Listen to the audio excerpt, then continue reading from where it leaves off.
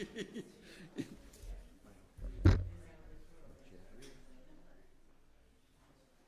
where's it? That's a nice one.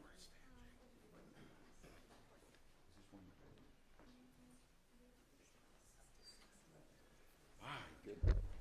40. Pretty good. Well, good morning, everyone. Happy Thanksgiving week. I know people are starting to think what travel's going to look like. Again, this would be my public service announcements. We're going to get our first significant snow, certainly here and then in North Country. Slow down, be careful. The plows will be out, but it's that time of year. But it's also that time of year to think about family coming home and spending that time on Thanksgiving. Of course, the centerpiece of the Thanksgiving tradition is the meal, the bounty that we have as Minnesotans and as Americans to share that meal. And at the heart of it is, of course, turkeys. And this is such an important industry. We were talking about it, but these are family businesses. About 600 farms raise more turkeys in this state than any other state. We produce about 16% of all the turkeys produced across the country. So pretty good chance most folks are going to have that turkey be a Minnesota turkey, and we're incredibly proud of that. It generates about $1 billion of economic activity and, of course, supports these incredible family farms and our rural communities that support them. So we're excited about what that means, but we're also very cognizant. It's a challenging time in farm country right now. Many of these folks also are grain producers, and we understand that those challenges are real.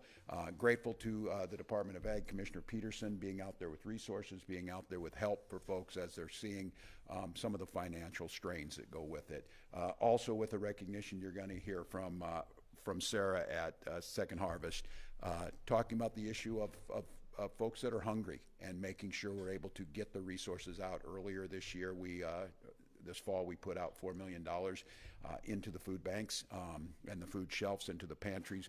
Grateful to Minnesota's generosity that we've seen on Give to the Max Day. I know a lot of them went to these organizations. And that, coupled with the policies that we put in place through the legislature and into law, the stability and the certainty of school meals for families, the child tax credit that put a little more money back in people's pockets, and the work that was done on the programs that support that. So I think at a time when we want folks to celebrate, we want them to be thankful, we want them to enjoy this time with family, Minnesotans always put a little bit of extra into helping others, and I think that's what today is about. So we were celebrating a great industry, we're celebrating a partnership to feed not just Minnesotans, but the country and the world, up against a backdrop of economically a bit challenging times, but in Minnesota again, just really grateful for this. I'm going to turn it over, and you're going to hear from Butch a little bit. You'll hear from the turkey growers, folks that actually grow these turkeys, and of course the highlight of this is when Shelby gets to present Gru to us, who is the star of the show. And I was just hearing 45-plus pound turkey is a big turkey. Get an opportunity to see what these producers do and how we get the opportunity on Thursday to have this incredible meal. With that, I'm going to turn it over to Butch to say a few words, and his helper. So, okay. Good morning. I am Butch Bry, and I have the honor as serving as president of the Minnesota Turkey and Research and Promotion Council. For more than 3 decades, my family and I have been part of Minnesota turkey industry at our farm near Sleepy Eye, Minnesota. I independently raise about 20,000 breeder hens each year, and I can tell you, while it's not always easy, there's nothing else I would rather do. Governor Walz, Commissioner Peterson, thank you for taking the time to meet with us today. Your presence means a great deal to our families who make up this industry. Since 1939, our organization has represented the men and women who raise turkeys across this state. As you've heard, Minnesota remains #1 in the nation for turkey production, with just over 400 working turkey farmers, from first-generation growers to families who have been raising turkeys in Minnesota for more than 6 generations.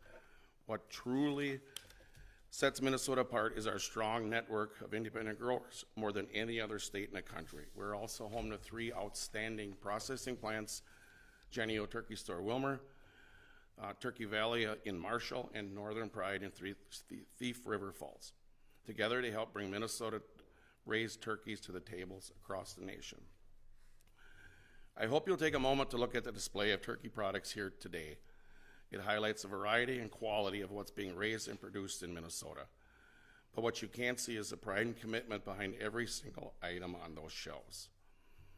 Minnesota's farmers and food companies work side by side to provide one of the safest and most affordable food supplies in the world. And as long as we keep working together, I'm confident we'll continue that tradition for yet generations to come. That is something we can all be very grateful for. It is now my pleasure to introduce fellow turkey farmer and a strong voice for our industry, Jake Valamick. Hi, good morning. My name is Jake Valamick. I currently serve as president of the Minnesota Turkey Growers Association. My family and I own and operate Fallon Farms over by Lake Lillian, Minnesota. We raise turkeys year-round. It's truly an honor to serve the industry as so motivated to give back. In Minnesota, turkey means family. From the 400 families who raise turkeys across the state to the families who gather around turkey on Thanksgiving and throughout the year. This industry touches every corner of Minnesota, whether it's through our jobs that we support, the food we provide, or the economic strength created across the supply chain. Turkey connects us. It's part of who we are. And with that comes responsibility to give back. Minnesota's turkey farmers believe so deeply, believe in this very deeply. So this year, we've humbly donated $10,000 worth of turkey products to Second Harvest Heartland.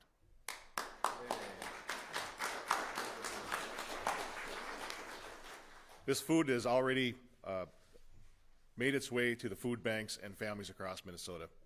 Our hope is simple, that with the help of Second Harvest, more Minnesotans will have the chance to enjoy turkey this Thanksgiving and beyond. I'm so proud to be joined today by Shelby Barber and her family, who raised our guest of honor in their farm near Swanville. Shelby has grown up pitching in wherever she needs to on the farm. She's in her second year of FFA, already serving leadership roles and competing on her poultry, it's CDE, it stands for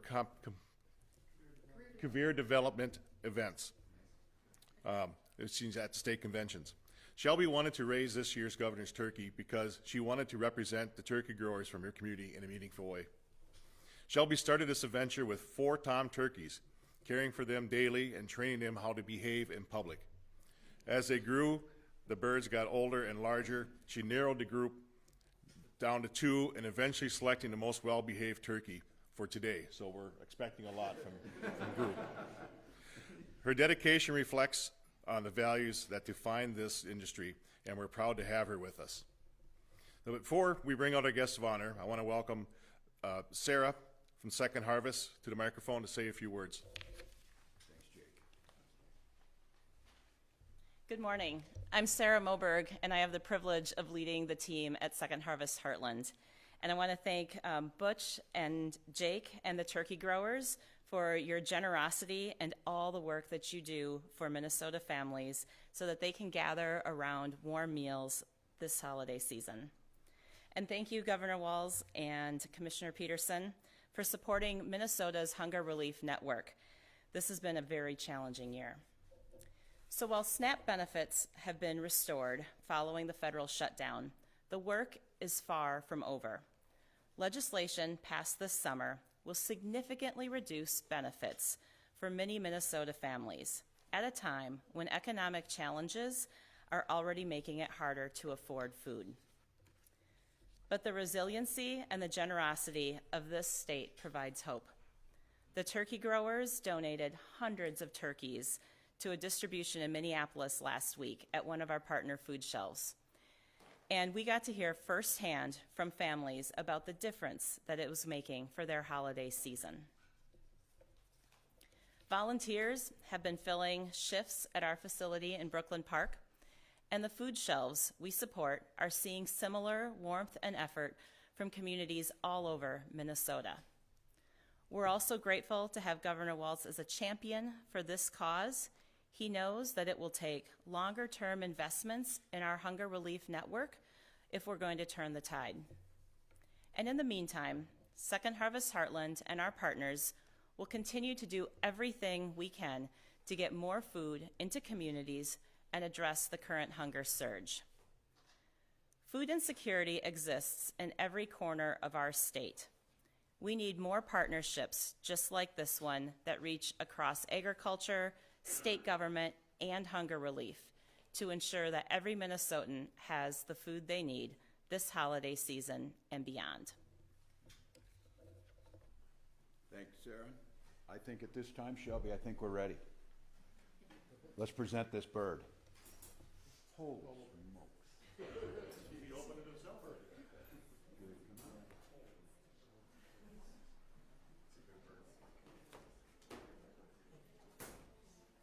45 pounds. Is that what you said, Shelby? 45 or over. Or over?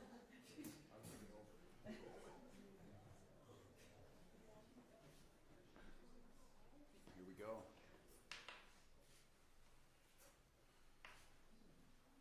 Shelby, you want to tell them? Name here, present your bird. This is Brew. He is a Tom that is about 20 weeks old. He is 45 pounds or over. And yeah. How long did it take to go from little bird to this bird? About 20 weeks. Not bad, not bad. And I appreciate the play on words. That's Gru, G-R-U. Yep. Like from Despicable Me. There you go. There it is. Minions. Yep. Have you seen that? It's great. There we go. Oh, look at that. Look at that, it's showing off. Okay, this is the most well-behaved. Yeah, that is. We haven't had this. We never, yeah. that's- Congratulations, Shelby.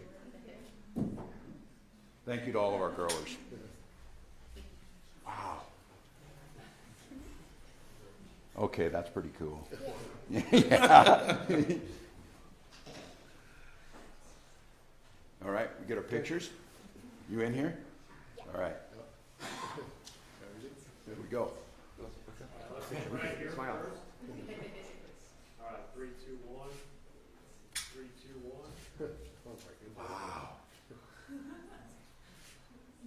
That's a classic. Well, we would be, we'll take some on topic. We've got some folks here. Any on topics on the turkeys, agriculture and that, and then we'll take some off topic. I'll go ahead and take some off topic after that.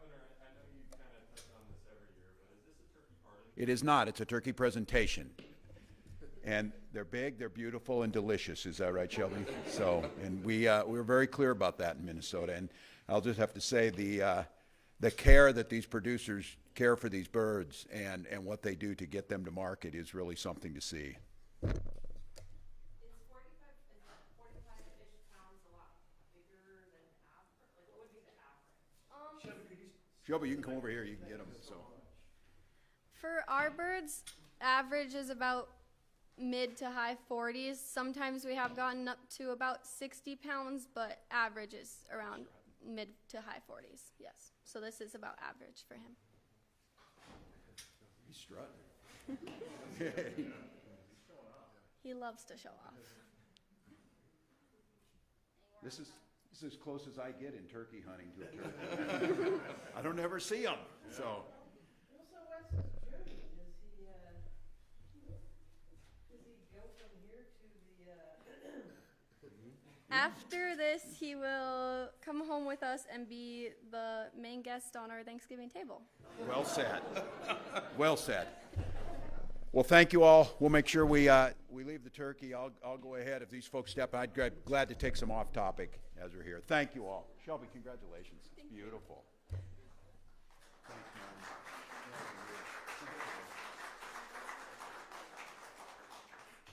We'll let them get ready. Any off topic? Good to see you all again. I just say at the top of this, we just returned Saturday afternoon, had 7 days on a trade mission accompanied by corn growers, soybean growers, dried edible bean folks, Ecolab, Mayo Clinic, Medical Alley, a lot of startups who were with us in a trade mission to Switzerland and Germany as we at the sub-federal level making the case, and our European partners know this, we don't control federal tariff policy, but states have a lot of autonomy to be able to invest. And we've seen this since we started in 2019. The Japanese probably figured this out before anybody else. They came not out of Washington, they came to the States. And in the 6 years since Japan first made visits here, we've doubled direct foreign investment from Japan and growing. We did a Boston Scientific launch. We had Philips that came from the Netherlands. And this time we made contact with, especially in the space of ag and ag tech, clean tech, and med tech. We attended the Medica trade show, which is the world's largest in Dusseldorf, which is a medical device and medical breakthroughs trade show that is, the scope of it is simply stunning. It's the Minneapolis Civic Center full to the brim, imagine that. There are 17 halls that size and bigger, represented by nearly 70 countries and thousands of established device companies, many of them, of course, Medtronic. We spent time with 3M, who has a heavy presence right outside Dusseldorf, and made contact with the case that Minnesota is the epicenter of all three of those ag tech, clean tech, especially med tech with the Mayo Clinic, the advent of biolabs. We spent time in Berlin with the Berlin Institute of Health at Charité Hospital, which is the premier research facility in Germany, as long with folks from Paris and around Rochester, Mayo Clinic, Medical Alley, about the potential growth and the breakthroughs that are there. So it's a very successful mission. I think over the coming months you'll see those things start. It takes a little bit of time, but you'll start to see those investments come around those areas. And we're excited about that because, look, the rest of the world's depending on U.S. leadership. They are very confused at this point in time. Switzerland had a 39% tariff put on them, one of the highest in the world, and Switzerland's a highly advanced manufacturing society, and it's things that we can learn from. So we spent time with their companies. And then I had the opportunity to address some of the largest trade group, the American Chamber of Commerce, the Transatlantic Business Initiative, and then Aspen Institute put on a presentation with the German Council on Foreign Relations that we were able to address what the situation is. So highly successful. I think we'll hear from some of those, and just really proud of Minnesota kind of standing up in this space where the Europeans are looking for leadership. With that, I take any questions. Yeah. There's going to be a vigil this evening at Basilica among people who are concerned about HUD's cuts to the healthcare funding. I just wondered, what concern is the state about the loss of the concept of housing first? Yeah, well, very concerned, and I think we're making great progress across the spectrum of housing. Certainly, the effort has been made in a holistic approach. We've done it, the legislature, and the work that we've done out of our administration. I think we're seeing that across the board. The SNAP cuts, we see this. We still have got to, I mean, I will share this, is all of these things around people, they don't come in pieces. So it's housing, it's food security, it's health care.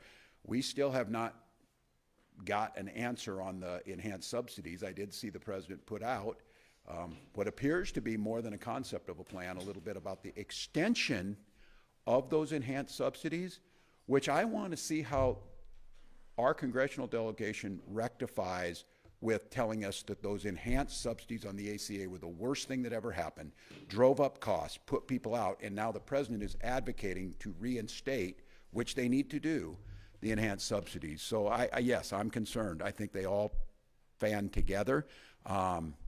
I think the lack of focus on some of those basic programs that we know that have reduced housing insecurity has worked. That is a big bird, so huge. So please. There's a big news conference yesterday about hemp. I'm sure you're Yeah. talking about that as well. Can you give any ideas about what you can do at the state level to help the Yeah, we're exploring it, and again, I think this is the problem when you had, you know, the big bill come out that no one was, this was a surprise to everyone that this would be in there. I think we have a thriving industry. While it's new, we're starting to see now that I think our regulatory process, I think everything around, and this is of course on the cannabis side of things, but hemp adjacent where we've had the opportunities, it's very disruptive. So I think at this point in time, we certainly welcome that industry. We welcome the work that had been done, and listening to the folks who are in this, this came out of left field to them, unprepared for it, and I think we're still trying to understand what that means. Yes?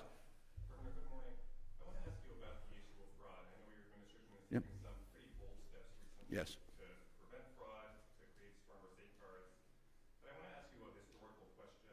If you look back at the chronology of how some of these cases came about, one feature you see is there were instances in which the perpetrators of these schemes used allegations of fraud, allegations of racism to beat back questions and accountability. I'm wondering, as you look back historically, what role you think the post-George Floyd era politics played in the government's response, and whether you think in some instances it inhibited Democrats from acting more forcefully. Yeah, well, this is a thoughtful question. I appreciate it. It's one to first and foremost, the fraud undermines trust in government. It undermines programs that are absolutely critical in improving quality of life. There's a reason Minnesota ranks near the top in all categories on quality of life. And when it comes to fiscal responsibility in all the other areas, again, we rank as a top state in AAA bond rated, about long-term stability, about tackling, which we did collectively together. But the fraud undermines that. And I think the idea of attacking this, getting the tools to do it, the post-COVID world did several things. One is there was a lot more money put out there with a lot less safeguards around it as they were crafted. And now, as we're trying to stop these things, it's painful for some. It's painful because we're going to have to. We know that there's folks that didn't participate in this fraud that are being hurt by it. But I think this question of racism came up. I think we all know there was an incidence of a dinner that was held that was celebrating and an attack on the Commissioner of Education. And from our perspective in government, it doesn't matter the nationality, the religion, or whatever it is. These are criminals who need to be pursued and need to be stopped. But I hear you, and I hear where people are at. Is this targeting certain communities, whatever? Certainly from our perspective, we are targeting criminals. And wherever they come from and wherever they're at, they are going to be punished. They are going to go to prison. We saw a lengthy 10-year prison sentence issued yesterday, which is exactly what needs to happen. But I think one of the biggest things that we were trying to grapple with is that amount of money that was being moved so quickly, and the federal government relaxing some of the requirements around it, and then how these things were formed. That's unacceptable. The public has a strong responsibility. We went to court over this several times, continuing to say it doesn't matter where you're coming from. Nobody's being targeted based on race. Nobody's being targeted based on economics or anything like that. You're being targeted if you're committing criminal activities. And I think in the moment that we're in, you're seeing it federally, a massive PPP. You even see members of the House here talking about other members in their PPP loans. We've got to restore trust in the system. And so I will say, I hear you on this. I think it's an interesting question. I am not, I hear it. I want to reassure Minnesotans. First and foremost, we're tackling the fraud, but this has nothing to do with racial. And we did not pull back off because there were accusations on this. The commissioner was accused of racism. When we asked the courts to stop payments, the courts reinstituted the payments, and a celebration was had about the demise of the education commissioner. We're going to stay in the pace of this. If you're committing fraud, no matter where you come from, what you look like, what you believe, you are going to go to jail. Just to clarify, you don't think Democrats were paralyzed or inhibited based on the politics of that era? You don't think that stood in the way? Well, I can only speak for our administration. We were not. It's certainly, your question, as I said, is a good one, because it was very clear to us when that 2021 dinner celebration, because they beat the state, and when they say they beat the state, they forced us to repay them again when we had stopped payment. And it turns out that they were committing fraud, and then eventually we sent them there. That was, there was a moment that it was very clear that the accusations against the state, that the state was pursuing these things for racial reasons, we never viewed it that way. We never stopped pursuing it. And whether it was in the legislature or not, I guess that's a question for them to ask. One of the latest defendants charged, I think just yesterday or today, though, is 2021, 2022. Prosecutors say he claimed he was serving 6,000 meals a day in a town that had half of that Yeah. many people, and somebody else was also claiming, to be serving meals in that town. So how do Yeah, these are people, they should have been caught, and we got. like that not catch, raise red flags at MDE and get stopped in the moment? Well, there has been leadership changes across agencies, as you well know. The law was written a certain way to have them put them out, but we're saying, yes, exactly right. I asked last legislative session, not just for the authority, which I have now, to stop payments, which we've done. We didn't have that before. But we also asked for some technology around AI to be able to put these out. So I think, as I said, the default position is to try and help people, to try and move the money out. There needs to be balanced against being skeptical on things. We're seeing fake applications come in now. Some, I think, trying to see if they can commit the fraud to make an issue out of it. But these are all things that we're getting better at. And I would say right now, we saw it both from the auditor and we saw it from CMS, that Minnesota's probably taking a more aggressive approach than anybody else. And I am going to balance that with making sure that Minnesota cares for our people in housing, cares for our people in food, cares for our people in some of the health services they get. But these are questions that you can't allow it to happen. And that's what we're stopping. So I can assure you, other governors have dealt with fraud. We dealt with it on a pretty large scale coming out of COVID. My goal is to make sure that in the future, the safeguards are in place, the mechanisms are there, the law is on our side to be able to make sure that we're able to stop it. Yeah. You address President's post on Friday night. Yeah. TPS, making the motion, I guess. Yeah, look, we welcome anybody. The federal prosecutors have been great here on helping us. Our partners have been good on doing this. As we expose this, we turn it to them, they do the prosecutions. It's not helpful where the president went beyond fraud and decided to, again, target an entire community, try and extrapolate from this people who are here legally, fleeing civil war, living in Minnesota. That's not helpful. At the same time, remember, it was this administration that cut our anti-terrorism dollars, our anti-fraud stuff on the federal level. So we welcome support from folks. We welcome, and I will say, the U.S. attorneys here have been incredibly helpful with doing this. But this is the president distracting from his own problems of threatening to kill United States senators for expressing the responsibility of the Constitution. So this is not surprising, it's unhelpful. But what I would say is that if the president wants to help us on the fraud sides of things, if he wants to help us with USDA and other agencies to make sure that they're tightening up, we welcome that. But what he did was simply stirs the pot. It brings up the divisions amongst us, and it doesn't do anything to actually tackle the actual fraud issue, which we would welcome that help. To follow, I mean, House Republicans put out a letter requesting that the U.S. Attorney look into allegations that fraud money is going to fund terrorist groups. They should do that. How do you feel about that letter? Yeah, they should do that. They did that back before. They did it in 2018, 2017. They did it before. There wasn't a connection. They should find that connection. These are folks that stole from us. And again, differing from D.C. and corruption, this is fraud against Minnesota. I welcome them to do that. That seems to me to be a simple thing, but I would say here in Minnesota especially, Monday morning quarterbacking after everything is not helpful. These folks could do your job ahead of time, do these things, do your audit that is due in the House of Representatives, because we have Republican members accusing other Republican members of fraud in a program.